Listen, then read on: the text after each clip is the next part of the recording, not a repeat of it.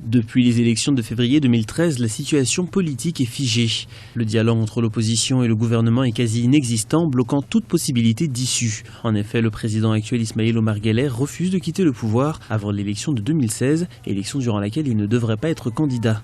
Mais là encore, sur cette question, les interrogations restent nombreuses. Djibouti est dirigé par une même famille depuis l'accession de Djibouti à l'indépendance en 1977.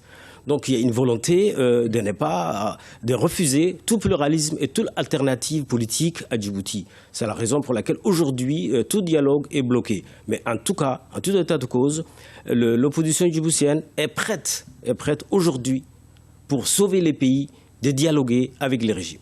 De son côté, le président Ismaïla Omar Guelleh remet en question les fondements même de cette opposition et de sa capacité à représenter une réelle alternative au pouvoir en place.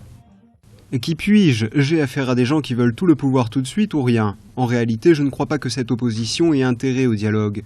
Et je crois qu'elle va finir par se disloquer. Parmi les 10 députés, 2 ont déjà rejoint les bancs de l'Assemblée.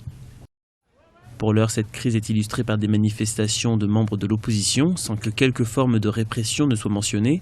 Elle n'en reste pas moins alarmante. Djibouti, pourtant réputé pour être un pays stable, pourrait bien suivre le schéma chaotique du Kenya et de la Côte d'Ivoire en 2007 et 2010.